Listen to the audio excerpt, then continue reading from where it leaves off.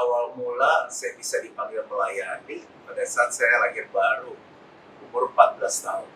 Dari situ udah suka melayani, saya ajak teman-teman saya di sekolah untuk ke gereja.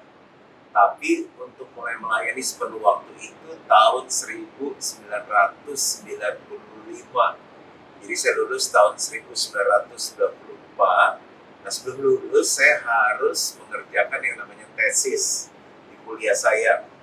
Tapi waktu saya sedang magang di sebuah perusahaan, tiba-tiba di hati saya itu seperti ada sebuah impresi, dan di situ saya dibukakan bahwa di kantor, di bisnis, di marketplace itu juga melayani.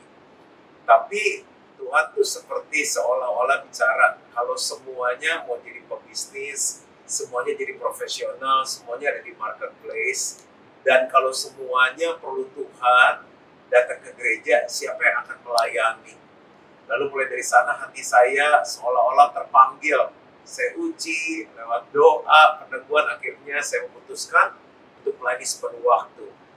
Dan dari situ saya melihat bahwa benar itu panggilan dari Tuhan, karena ada buah-buah yang nyata, ada jiwa-jiwa yang diselamatkan, ada kehidupan yang diubahkan, dan saya sendiri menikmati itu.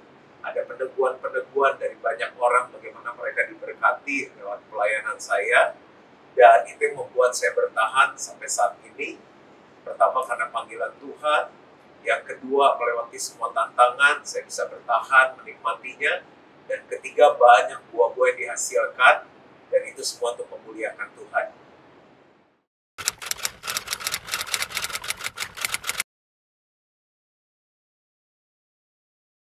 Ya, buku saya yang terakhir itu yang kelima, Be Fun, Be Real, Be You, yang membuat saya mau menulis buku tersebut. Pertama, karena saat itu saya usianya 50 tahun. Dan saya sudah mengikut Tuhan selama 36 tahun lahir baru dan 28 tahun melayani. Kan salah satu kesuksesan itu adalah belajar dari orang yang sukses, mengapa mereka sukses, lalu belajar dari orang yang gagal, supaya kita tidak mengulangi kegagalan yang sama. Saya banyak belajar dari orang lain, dan tentunya juga banyak orang lain yang mau belajar dari saya. Jadi dalam buku itu saya menuliskan perjalanan hidup saya dari masa kecil sampai saat ini, dari berbagai bidang, tentang kepemimpinan, manajemen, tentang nilai, tentang attitude, tentang iman. Semua yang saya hidupi dan saya alami bersama dengan Tuhan, saya nikmati. Dan bagaimana buku ini bisa jadi berkat sampai ke seluruh Indonesia, bahkan seluruh dunia.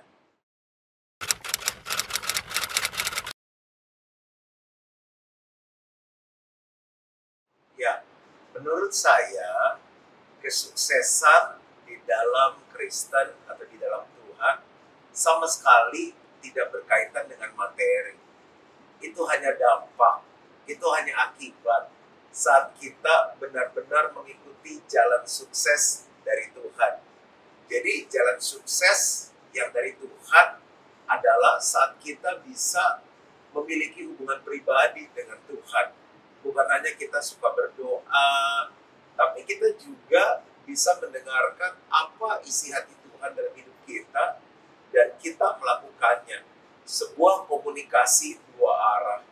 Bukan hanya itu, seringkali doa itu kan karena orang terdesak, kepepet, karena urgent, emergency. Tapi harusnya kesuksesan itu kita memiliki hubungan yang sangat natural atau alami, hubungan yang sangat otentik atau asli, antara anak dengan Bapa, antara pencipta dengan ciptaannya, hubungan antara kekasih, hubungan antara sahabat, hubungan antara mempelai pria dengan mempelai wanita.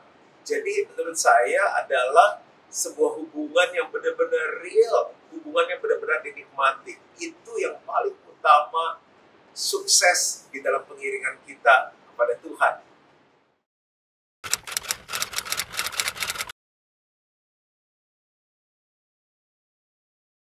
Kalau di firman Tuhan mengajarkan sukses itu holistik, bukan hanya di area rohani. Jadi yang pertama itu rohani, itu yang paling utama. Tapi juga jasmani. Kita kalau dekat sama Tuhan, tapi sakit-sakitan kan nggak bisa. Saya juga ngatur pola makan saya selalu setahun 2 kali check up. Tadi pagi bahkan sebelum syuting ini dilakukan, saya masih olahraga. Jadi setiap hari saya olahraga, kecuali hari Minggu, karena sudah khotbah 5-6 kali itu sudah olahraga, naik turun tangga, bicara. Lalu sukses juga secara keuangan, karena di Alkitab Tuhan mau untuk kita berkuasa atas bumi ini. Lalu Allah memberkati mereka dan berkata, penuhi bumi dan taklukkanlah itu. Tuhan mau kita jadi influence, kita harus sukses di marketplace, tentu dengan nilai-nilai firman Tuhan. Yang keempat adalah keluarga atau hubungan. Buat apa kita dekat sama Tuhan? Buat apa kita sehat? Kita punya banyak uang, tapi keluarga kita hancur. Kita punya musuh di mana-mana. Dan terakhir adalah sukses itu di area karakter. Sukses adalah saat karakter kita semakin hari semakin serupa dengan Kristus. Tambah sabar, tambah setia, tambah murah hati, tambah komitmen, tambah tanggung jawab, dan lain-lain. Jadi ini satu paket yang tidak bisa dipisahkan, cuma dimulai dengan hubungan kita bersama Tuhan yang dipulihkan.